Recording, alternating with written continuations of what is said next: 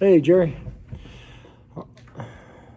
Well, we'll go ahead with our prayer list while people are getting on. And we want to remember Randy. He's having some lung issues and different things, and he has to wait till Wednesday to get in the doctor. So that's why he wasn't at church today and all that. Then I don't have any updates on Kaylee, the little 12-year-old girl, but and I'm sure it means things aren't any better, or we'd have probably heard about that. And then Martha and Maya and all of them that are on their trip in Egypt. And I think she may be in Israel by now. They started off in Egypt, but just to remember all them for their safety and things. And then the little Greenwald boy that we talked about, the 8-year-old, they got some what they're hoping is good news. They told Joe on that they talked about everything last week, and they got him into the specialist. The specialist got him into somebody to do a biopsy, and they did it at 7 o'clock Tuesday morning. But the doctor that did the biopsy told him that he was 90% sure it was not cancer, where the pediatrician said he was 90% sure that it was. So, whether one of them was wrong or, just believe in the power answer prayer or whatever. So they are trying not to get their hopes up too high, just in case it may be. And they should find out probably the first. They put it on a fast track to get the biopsy back, and it's just about to get the better of them. And their other little boy, which I think he's 6, he has heart issues. He's already had like 3 or 4 heart surgeries and things. So that family's going through it. And Joe's he runs an excavating business. He's just a good old work-a-day type guy and all that. So I think that's about all that we had. And then we do appreciate everybody coming on at 3. So we'll just let's take a chance. Let's take a moment and pray real quick. Father, we just thank you for your goodness and grace, for this beautiful day you've given to us, for the word that you have provided for us, and all that it teaches us about the rights and the wrongs and life and death and all these things. And Lord, we just ask that you be with us tonight as we come here, or this afternoon, I guess, as we come here in your house, Lord, to study your word, to see what it says, to try to understand you better, and to know more about what is right and what is wrong.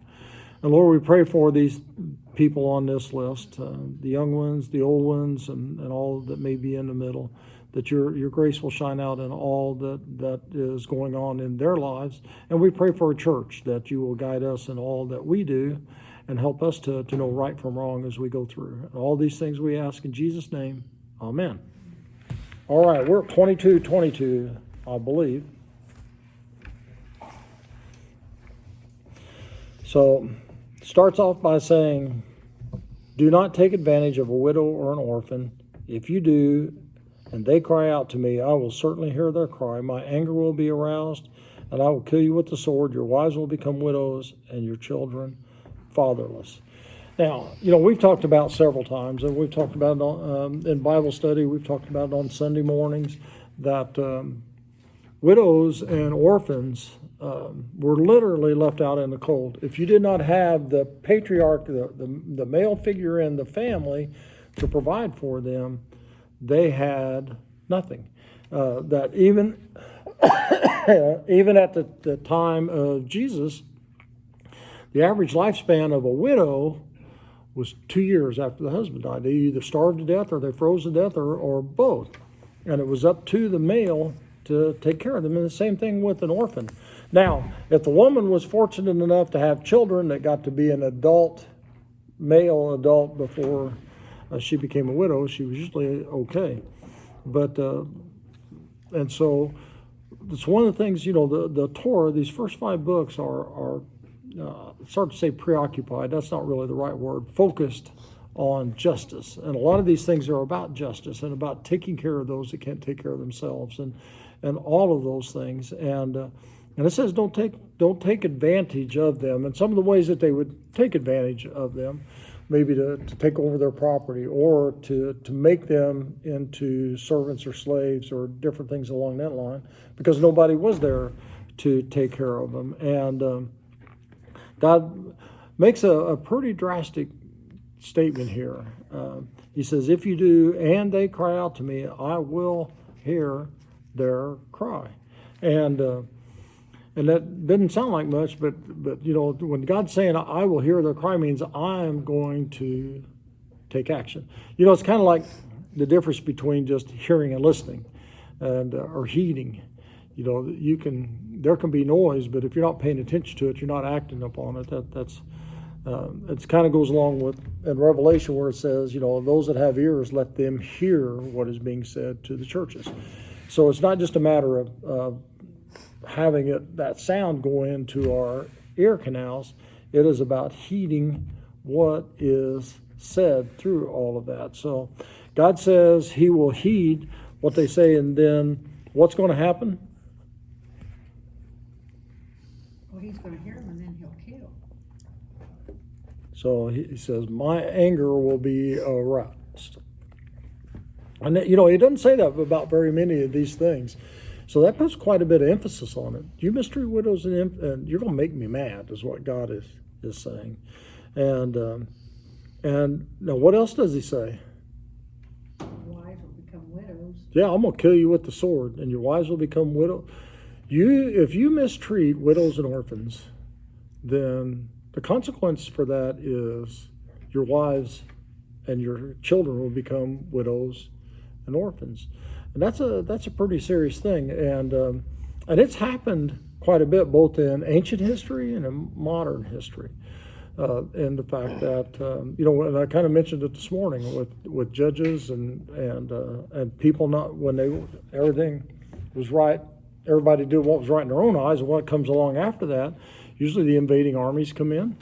And, if you're an invading army, you take care of, you wipe out all the fighting age men, and then that means that the women become widows and orphans, and generally it meant that they became slaves and all that sort of thing too. And, and it's one of those things that some people even take this verse and attribute the Civil War to some of this verse. And even Abraham Lincoln did in his second inaugural address.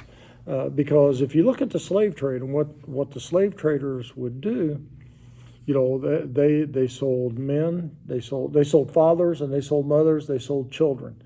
That was one of the big atrocities that they would do. And we talked about it not too long ago when it talked about if somebody's your servant, they come in with the wife and kids, they leave with the wife and kids. And if they don't, the wife and kids get to stay, they can choose to stay and all that, but it's up to them, and they're not the ones really splitting it out. Well, the southern plantation owners and the others, they weren't the only ones that had slaves in the South, but those that had slaves, they treated them like animals, and the fact that if they had children, just like a cow may have a calf, well, that calf was a commodity.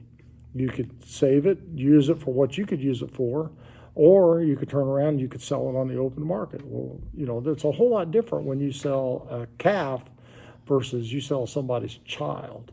And if we all think about it in our lives, those that have children or anything, or if you're married, or those kind of things, and somebody come along and sold your spouse, it split you up, and you knew you were never ever going to see them again. And they didn't do it when they got to people our age. These are young people and they're teens and 20s and those sort of things, and it was huge. And so then what happened after 100 years or so of that? Then came the Civil War. And what Abraham Lincoln said in his second inaugural address is that I don't think that the war will be, I forget exactly the term he used to relate it, but I don't think the word war will be over. That part I'm not sure about. That was his message. But he said until every drop of blood that came from a lash is equal to every drop of blood that comes from a sword. In other words, this was the retribution they were going to have to pay. And Thomas Jefferson even said once that in one of his writings that, the founding fathers kind of had it set up that within about 50, 60 years, slavery would have been gone. And then the second generation after them is what kind of changed it back. But Jefferson said the time is going to come in which this country will have to pay drop for drop, blood for blood, for what we are doing to the slaves and things.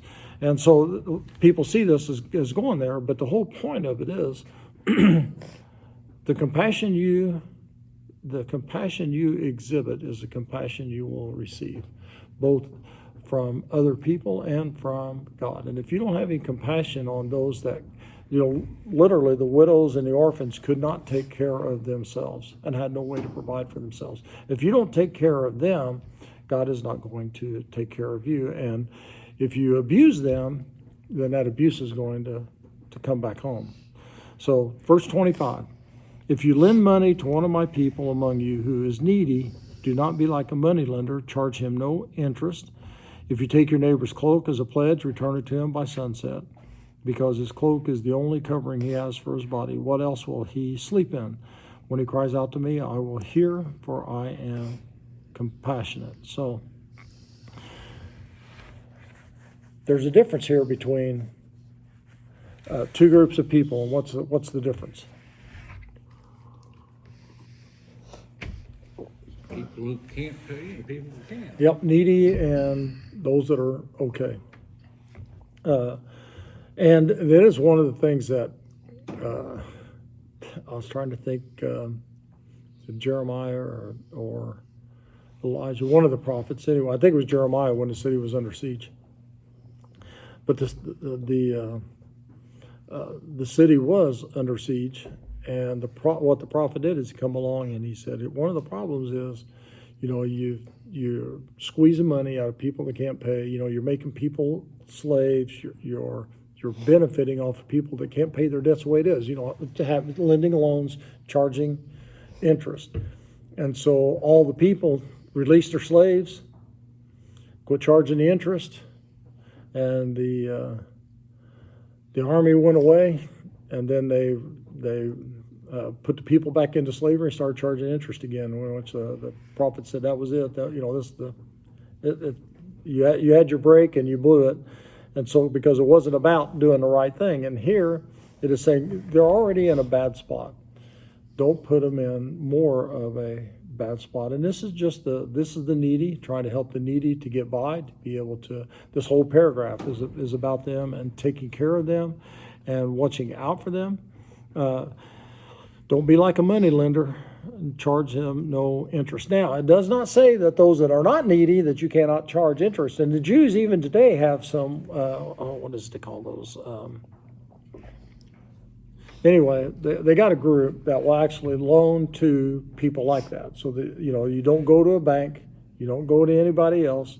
If you are destitute or if you're really struggling, you go to this Jewish organization. They lend money without interest, kind of if you qualify and all that. Coming back to this. Now, it doesn't say that, if somebody's wanting to start a business, if they're wanting to buy more cattle, they want to do anything like that you give them a loan, then you charge them interest for that loan. This is talking about the ones that are needy, the ones that just need some money to get by, and those sort of things. You don't charge them money. Now, the other thing, though, that it doesn't say, what is assumed in this passage?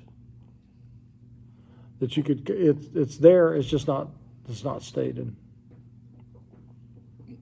They will pay it back. Huh? That they will pay it back. There's nothing that says that this is not a grant. It is a loan, and that they are going to pay it back. Now, the next couple of parts are about what you do about collateral. If you take their coat, what are you supposed to do? Give it back by sunset. Give it back by sunset. Over there, it's kind of, it's like a lot like it is here, and especially out in the, at this point, they're still out in the desert. A lot of these things are, like we talked about this morning, they are about when they get into their country, when they're set up. We talked about it last week, that some of these things, we talked about property and all that, they don't even have any yet. So this is all looking forward to when they get into the promised land. They all get their things and all of that. So, but even there, either one, when there's not a lot of humidity in the air, which there's not over there, you can be 100 degrees in the daytime. It could be 55 degrees at night, because there's nothing to hold the heat in, and the clear skies and all that. And so It's okay to have collateral, but not at that person's expense of that person's comfort and everything. So if you take their coat as collateral, and it doesn't mention anything else, but because it says that's the only thing they have to cover up at night. And some of you may not know, some of you may know what it's like to try to sleep at night when you are cold. And part of the other thing of that is if they're not sleeping, or how well are they going to be able to work the next day? They're not going to be able to work the next day, and all those things. So it's actually it's in your best interest to give them their coat back, to let them go, to let them have a good night's rest, to be able to come and to work in order to pay back the loan and the collateral that's there, and to give it to him by sunset, not the next day. And that's what God says. What else will he sleep in? And when he cries out to me, I will hear for what? Compassionate. So why would God have to say he's compassionate?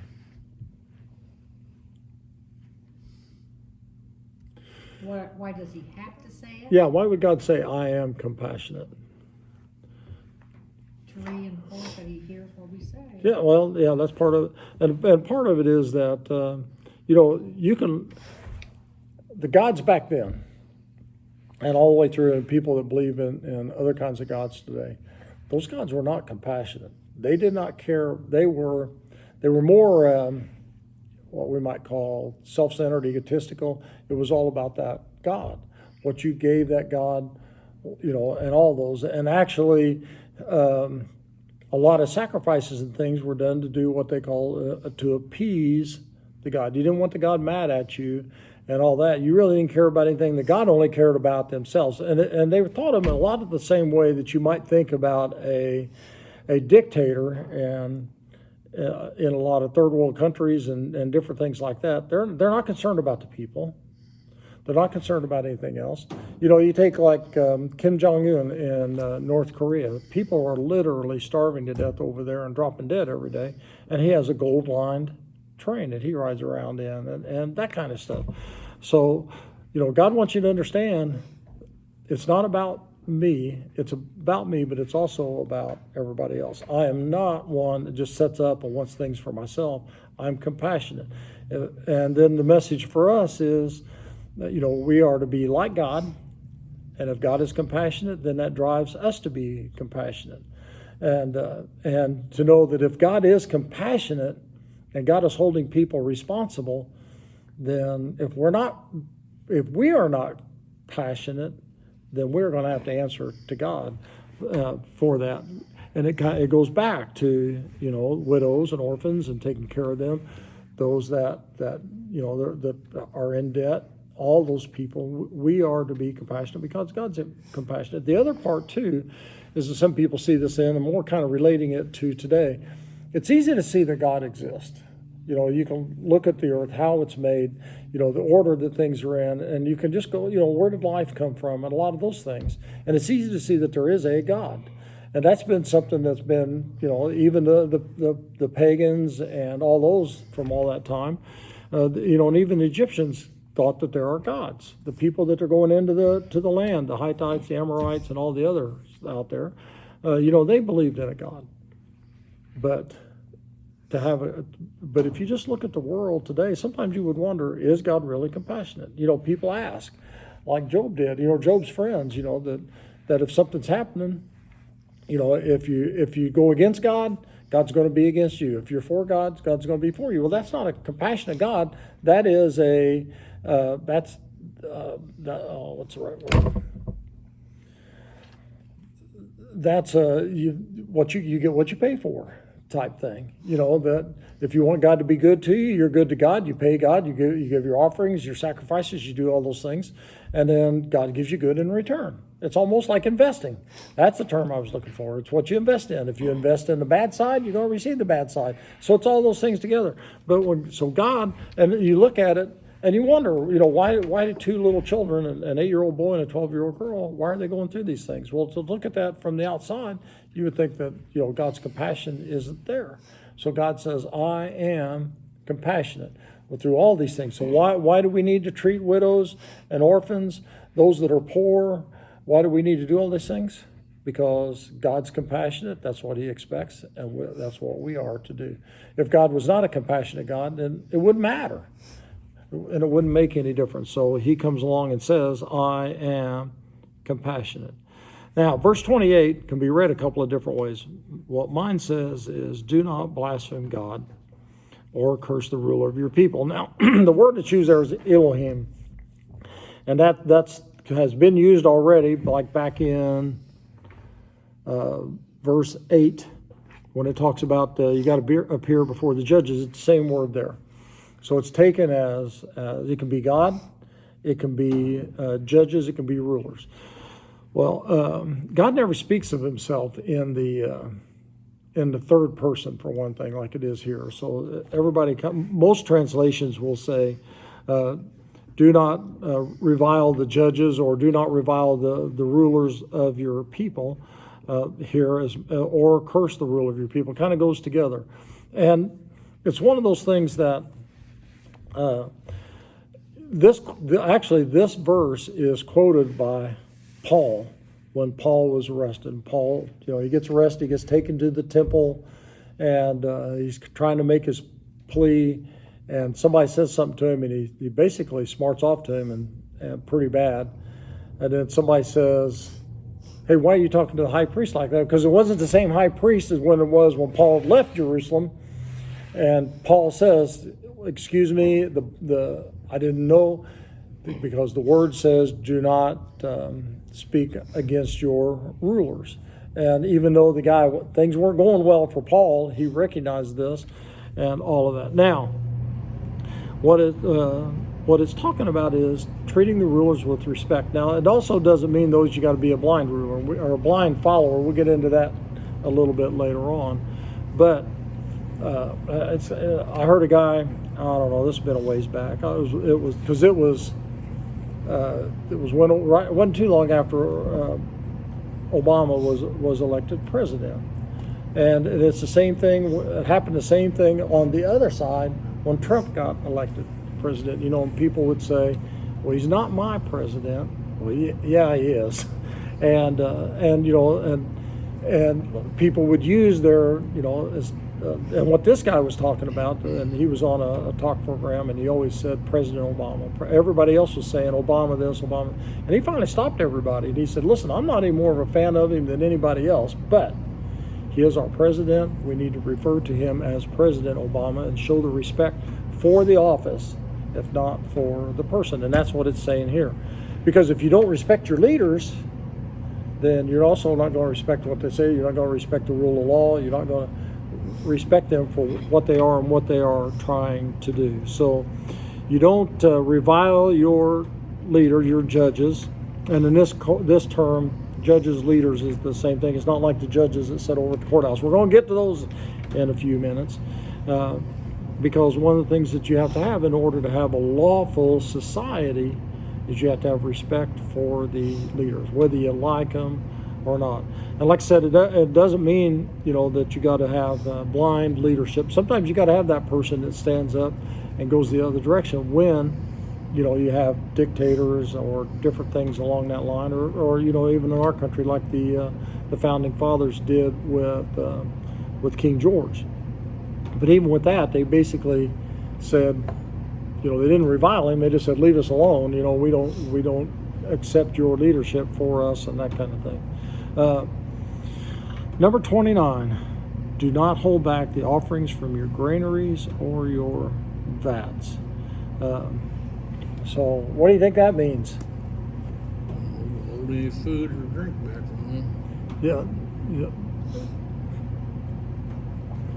These are the two, when it comes down to to how they lived and what they ate and all those things. Granaries, of course, that turns out to be what? Wheat. Yep, and which is bread. And of course, the vats are what? Wine. And what's the other thing that they press? Olive oil. And which all those are something it takes to survive, and they are also fairly highly valued commodities, and they are something that people would have a tendency to hoard. you know, when it's the fall, or actually over there they have a spring and a fall harvest for grains, and you know, what's the one thing that if you are a farmer in that kind of a situation, and in this country up until the last, you know, probably 60, 70 years, if you're raising food, what's your number one fear? You won't have enough. What if I don't have enough grain to get my family through the winter? What if I don't have enough olive oil, which, you know, they used olive oil for a lot of things, including light and all that, or wines. You know, they drank more wine than they drank water, not because they were a bunch of alcoholics, because they didn't have sanitation and things. So these things are the sustenance of how you go, and so, you know, we have a tendency, and people still today have the same tendency. We give to God from what? The abundance or the leftovers, or whatever term you want to use like that. There's a difference between you give off of the back end or you give off of the front end. And what's the difference? Front end is the best. Huh? Front end is the best. Well, not just that. The front end of the first fruits is something that's usually the best first. and all that. Huh? It's the first. It's the first. So if you're giving off the first, instead of seeing what you need and giving what's left over, it becomes a matter of faith and trust. Yeah. Because if you're giving God what's in the beginning, you're saying, I am believing God is going to provide the rest. If you're giving off the end, you're saying, I've got to make sure I can provide all of it. And then if I got anything left over, I'll let God have that. So, you know, that's what it's saying. And don't hold back. So, you know, it's easy to say even, okay, well, I got through this year and, you know, and I got 25% left over. What if it's a bad year next year? You know, maybe you ought to save it till then. So do you have faith? Or you don't have faith? God's already laid out, or He's going to lay out how we're supposed to give and all that. So you don't hold back what God expects you to give. If you give it to God, you're showing you trust. If you trust God, He'll take care of all those things. So that's actually a statement of faith. Now, the second half of that verse. You must give me the firstborn of your sons. Do the same with your cattle and your sheep. Let them stay with their mothers for 7 days, but give them to me on the 8th day. So, now the way this is grouped, if you didn't know any different, you just picked up the Bible and you started reading it here, you would think that God was talking about human sacrifice. And human sacrifice was practiced in the area that they were going into. That was part of the, you know, under Joshua and things to destroy all the people and everything. And a lot of that had to do with they were sacrificing their children and usually their sons and all of that. Now, so what does God mean about giving me your firstborn? Service. Service. Service. Some of it. Yep. What else? I know. This is a remembrance, and you give them into service. You know, being Irish, you know, some of the old Irish things was, you know, that usually the firstborn took over the family, whatever, you know, family business and all that. The second one became a priest.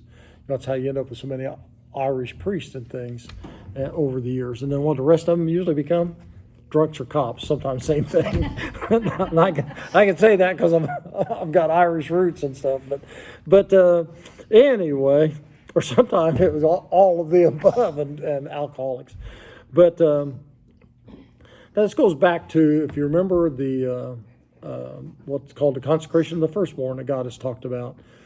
When they had the Passover, who was it that died? The firstborn sons. God took all the firstborn sons except those that put the blood on the door jamb. And therefore the angel of death passed over them. And so God said, you need to understand those belong to me. And so they are to be dedicated to me. And what was that process? Do you remember? how they dedicated him to him. And it goes to Jesus was the firstborn son. On the 8th day, they went to the temple and they made their sacrifice to basically you bought back the first son. Or he was what you might call redeemed in the fact that you traded one thing for another. And, Mary and Joseph, they were supposed to give a sheep or a goat, unless you couldn't afford a sheep or a goat. If you were destitute, you gave 2 turtle doves or 2 pigeons. And they gave the birds, which also means that the wise men hadn't been there yet to give them all the gold and all that sort of thing. That was at day 8. That's also when they got their name and all of that sort of thing. And so that's already been said, and that's already known.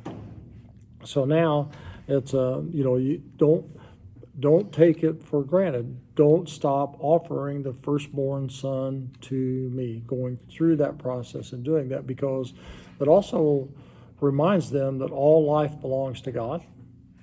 The firstborn belongs to God. It's not the firstborn is not the one who is the official heir of the family. They actually belong to God first and foremost, and so don't forget it. And that also is, don't forget that I brought you out of slavery. Don't forget, how much power I shown. Don't forget what I'm capable of. This is all a remembrance of what God did at the end of the plagues with the Passover and bringing them out and all of that. Now, with the cattle and all the other animals, cattle and the sheep, those were supposed to be sacrificed.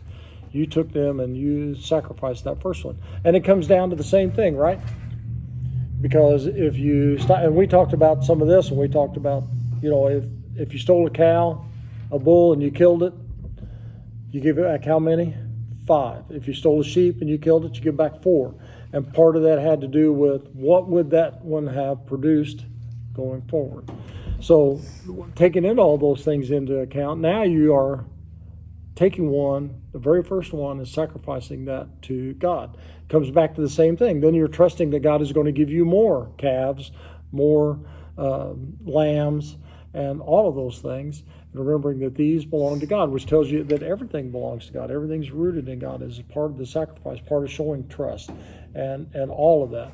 It's easy to say, well, if I got 5, I'll go get one of the 5 and do that. But if everyone that is born, every ewe that you have, every cow that you have, when she gives birth, the very first one goes to God, then that comes back to that moment of trust again. Now, the other thing about it is, it wasn't totally wasted. It wasn't totally given up, which we haven't got to these parts yet. We'll get to them later.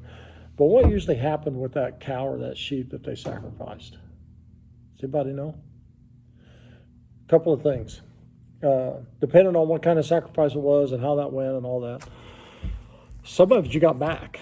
You got it, they sacrificed it, they killed it, cleaned it and everything, and you got it back. And then people would feast. And that might be some depends on all the different kinds of sacrifices, depending on which kind it was and what was there. Some of it was like a whole burnt offering meant, when you read that in the Bible, or whole burnt, totally burnt, or anything along that line, it meant it was totally sacrificed. It went on the altar. You put wood on there until it was burned up and there wasn't anything left but ashes. The other things that they would do, there's also what's called a wave offering. And a wave offering, they didn't offer any of it. They would take it, offer it up to God, kind of wave it around, and then it would be taken, and all of that meat was eaten. A lot of that meat that was sacrificed, because you were giving it to God, it went to God's people. It was what was given to the priest. Remember, the priest didn't have land. They couldn't graze. So they ate of those things. The priest's family, sons, daughters, all those sort of things ate from the priest's table at the temple and all those things. So it was also a way to provide for the people. Just like today, out of the offerings that everybody gives, you pay for the building, you pay for utilities, you also pay the pastor. It all comes out of that same thing, a portion of the offerings. Same thing here. When they gave the animals, a portion of the offering went to the priest and all the priest families and all those sort of things. Now, how long did they let them stay with their families? 8 days. 7 days. Why was it 7 days? There's that whole 7 completeness. So 7 days they had to stay with their family. Then that meant on what day did you sacrifice it? 8. And what day did they go to the temple for the male child? 8. So it just kind of, what God's saying, do the same thing, and that's what he's saying here. Leave them with their mother. Now there's some of this goes back to, some people believe it goes back to the compassionate thing. You know, you have a cow, you have a ewe, and it has its, you know, its kid or its calf, and that it stays with the mother, and for that period of time, which allows a little bit of a connection that's there, and all of that, which then the animals can get by. Well, I don't know what's the right word. That, you know, animals, it's within the animals that they know that they, probably more than humans, that things die. Sometimes they die, you know, things don't, they have birth defects. Sometimes the predators get them early on, and all those sort of things. And so that's part of it, that it has the opportunity to enjoy its offspring and all that. And so you let that all go, and then you take it, that the animal's able to deal with it a little bit better. Part of the other thing too is, if you let that calf, for instance, or the kid is the same thing, and it's with that cow, that ewe, for 7 days, what is happening during that period of time? It's nursing. It's nursing. And so then what happens after that? You can continue to milk the animal, and you get the milk off the animal. If the animal starts, you take it that first day, then the nursing may stop. And so it's also a practical thing for the people. But so you give them on the 8th day, which also means, you know, God, when you go back to the Passover, it was animals and people that God took, the firstborn of all of them. So now it's the same thing. They're all treated the same. It's the 8th day for everybody and all that. So verse 31, you are to be my holy peoples. Do not eat meat of an animal torn by wild beasts. Throw it to the dogs. And what's holy mean? No blemishes. Huh? No blemishes. Well, no, yeah. But what's it mean, you are to be my holy people? There's none of us without blemish. Unique, special, different from all the rest. God says, I think it's in Leviticus, God says, be holy because I am holy. And you know, that's where Jesus says, we try to be like Jesus. We try to be like God, and all those things. So God said, you're going to be you are holy people. You are, first off, you're mine. You're different than all the rest of the people out there. I expect you to act different than all the rest of the people out there.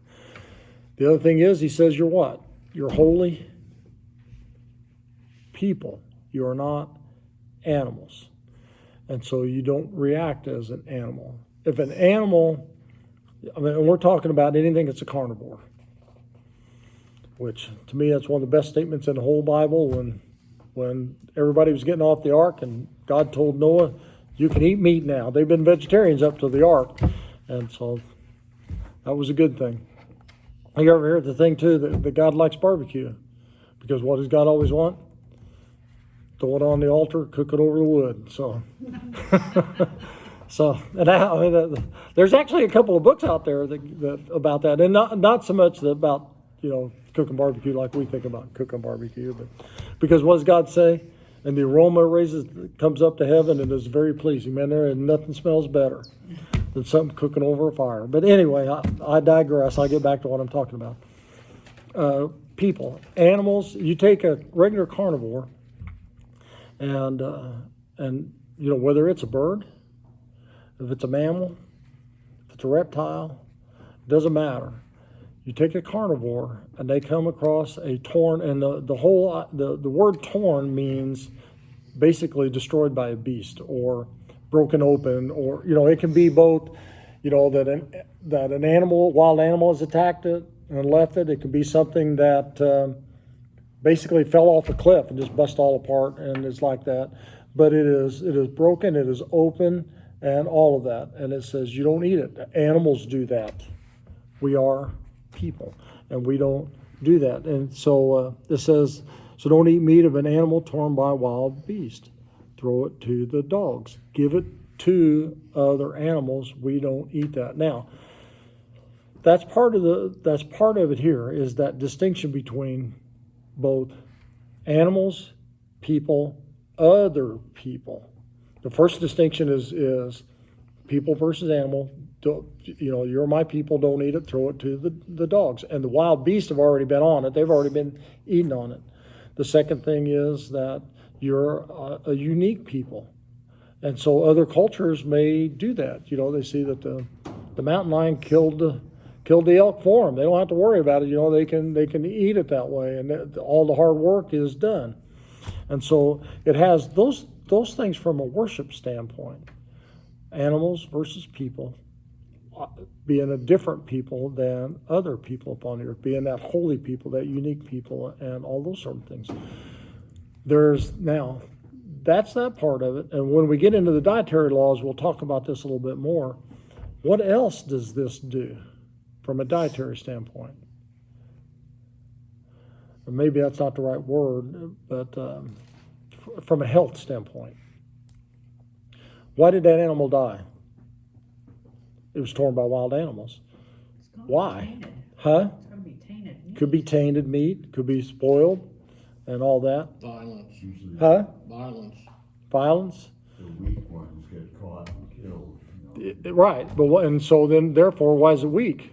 It may have had some problem. John said the weak ones are usually the ones that are caught and killed, which is correct. And I said, well, then why was it weak? He said it could have had other problems. Exactly. It could be parasites. It could be something like, things have like rabbit fever. It could have, it could have rabies or something. There's a lot you don't know the condition of that animal that is there. So you leave it alone. It could have been a perfectly fine animal. It just was overrun by the predator and caught and killed. But you don't know. You don't know how long it's laid there. What happens when meat lays outside? The flies, the bugs, and everything else get on it. You don't know what you're ingesting. So leave it alone. So from a practical standpoint, it makes even more sense. But this statement here, and we're going to get into all those things later on.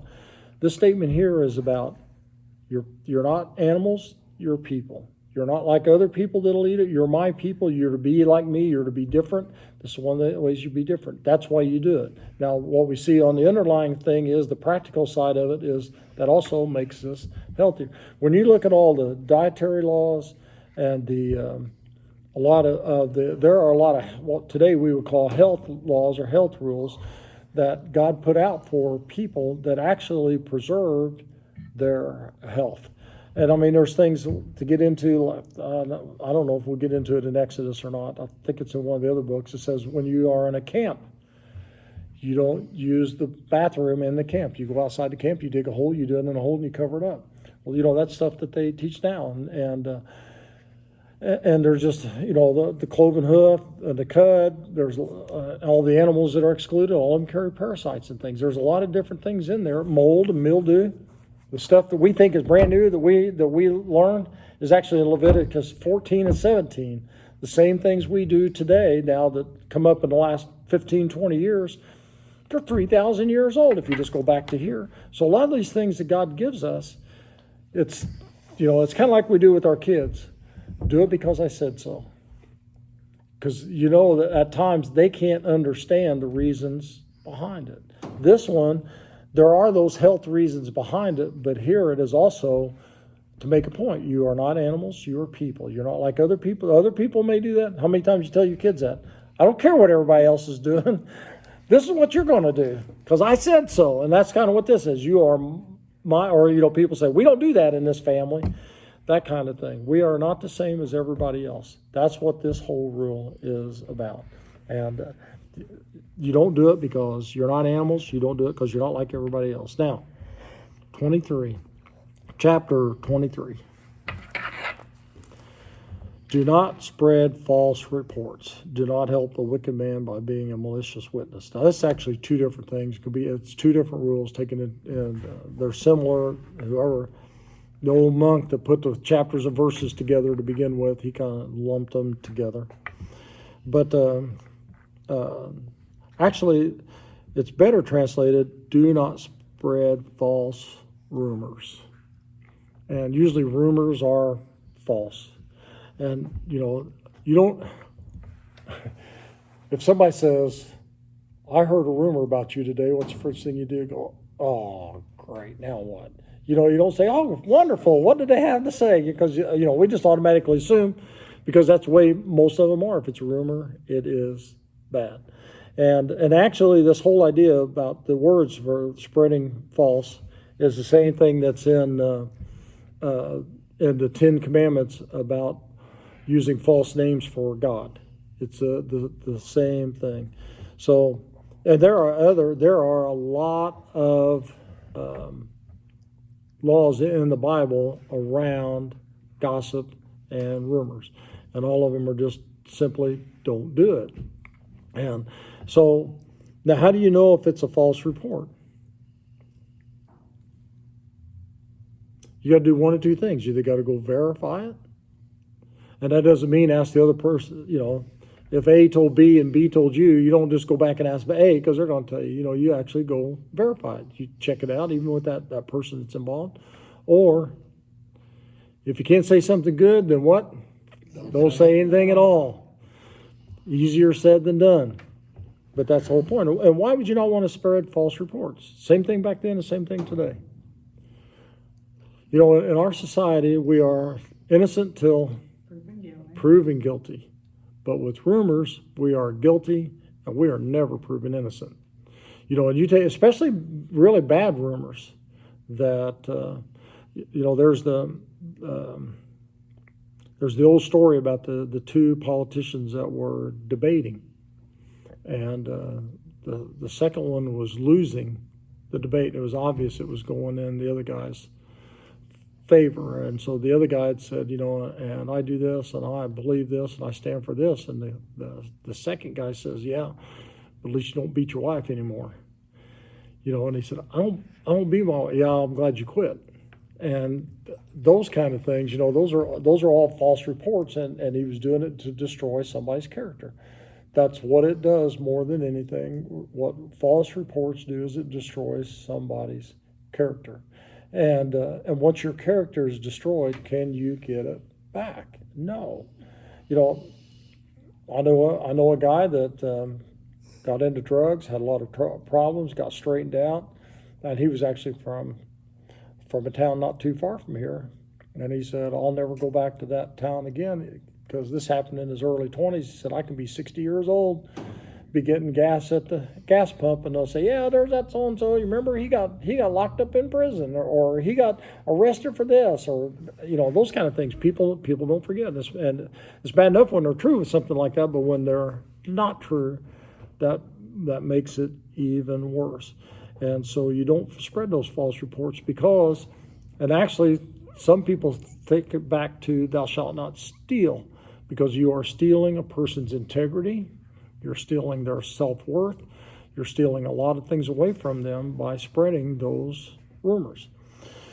And though, if you go to that person, do what? If you go to that person that you heard the rumor about, and if it's not true, then you can stop it.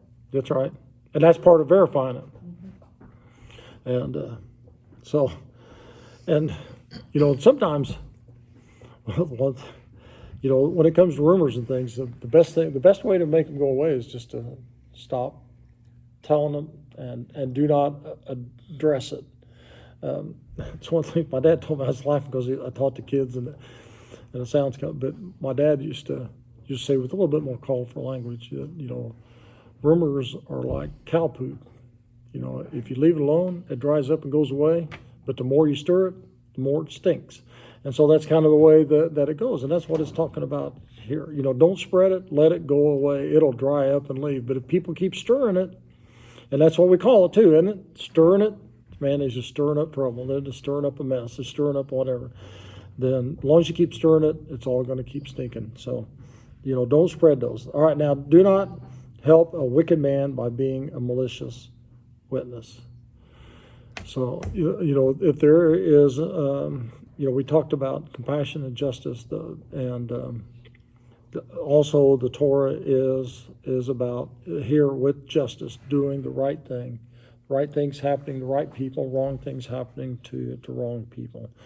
And So you don't help a wicked man by being a malicious witness. Kind of goes along with the top one, but and that goes back to the commandment that thou shalt not bear false testimony, because you can ruin a person's life, their livelihood, their family, their family's livelihood, the reputation of the children.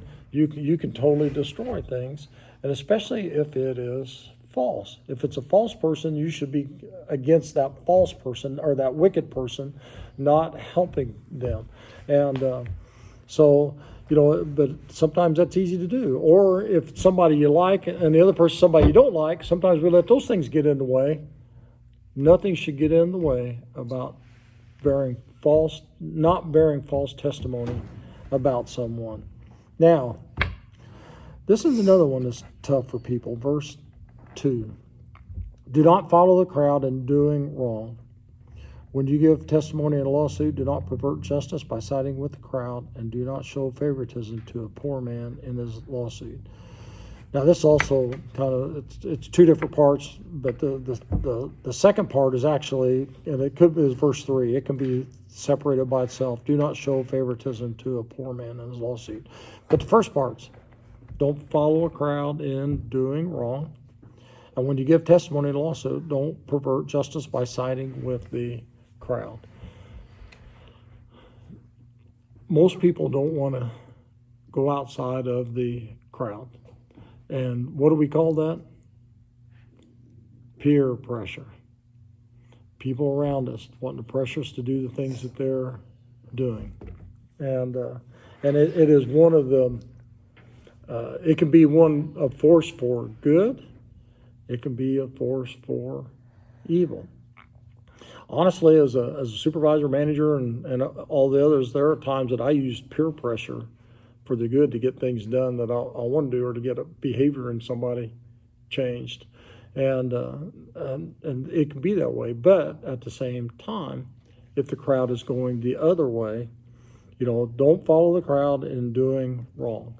How many people? All right, let me put this back to something that most of us in here will remember. How many movies, cowboy movies, did they make with the lynch mob coming and the sheriff standing out front with the shotgun? I think every cowboy hero ever been in a movie has been in one of those where he's standing out there.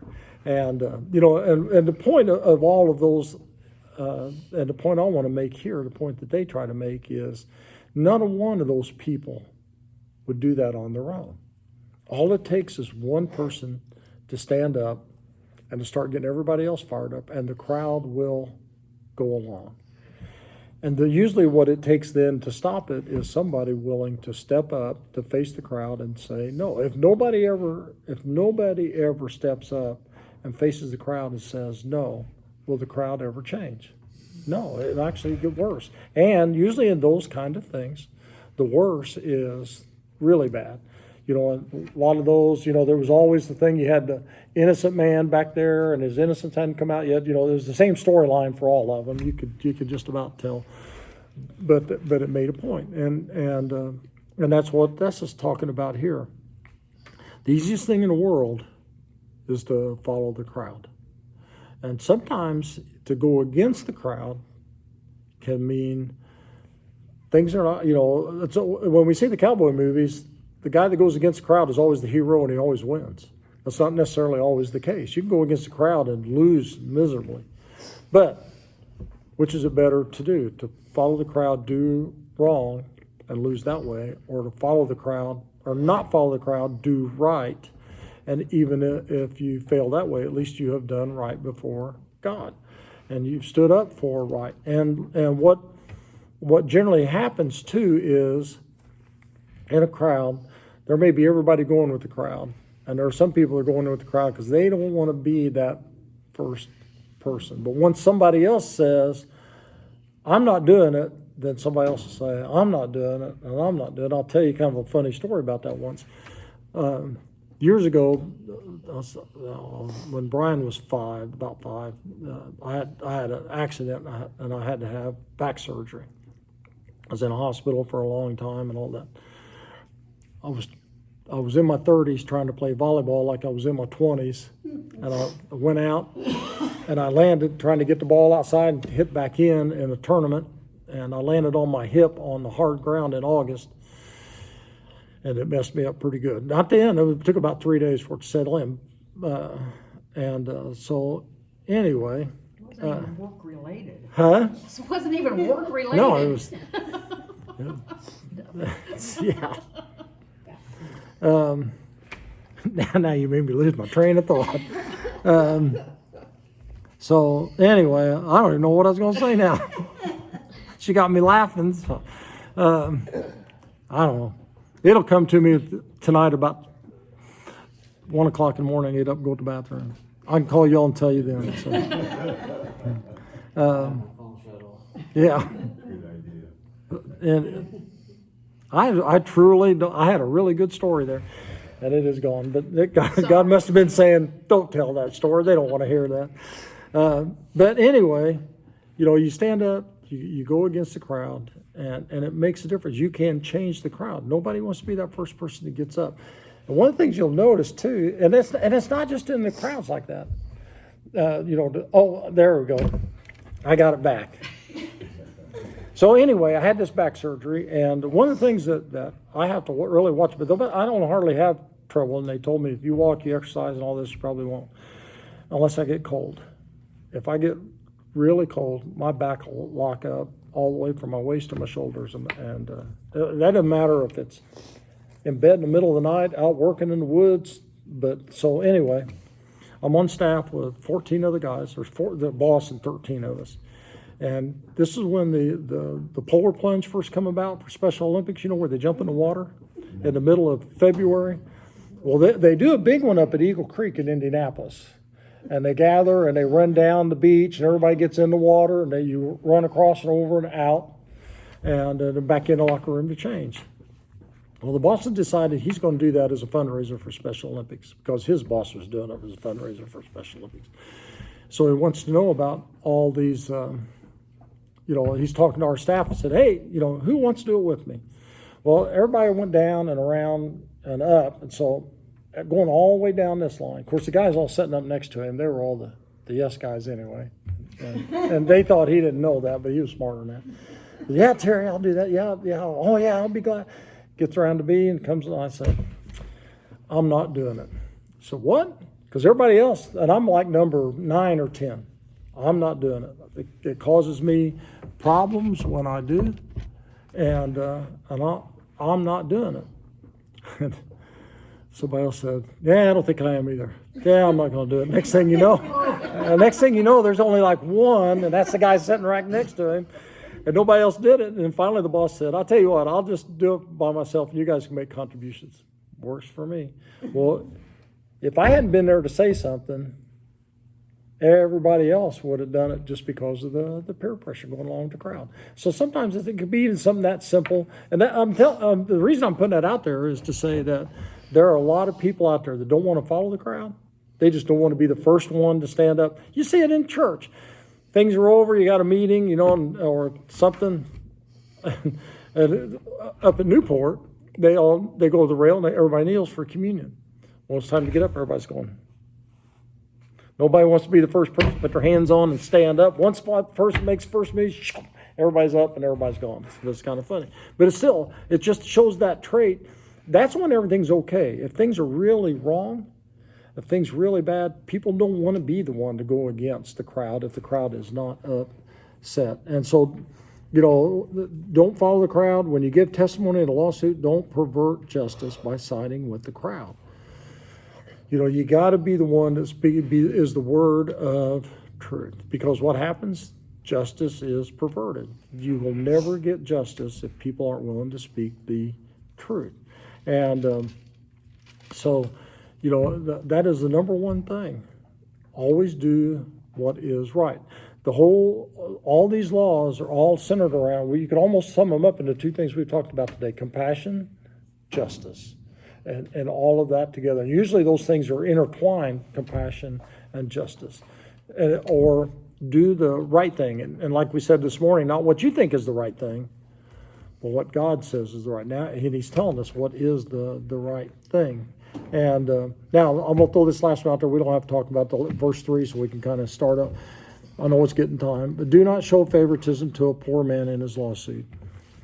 That's pretty obvious. You know, when you're a judge or when you're trying to make a decision, just because somebody's poor, you don't give them favoritism. Now, we're going to get it. I'll talk about it a little bit more because about 3 or 4 verses on down, it says, do not show favoritism to the rich in a lawsuit. So it's in both, and we'll kind of cover that when we get to that point. So next time we'll pick up with verse 4.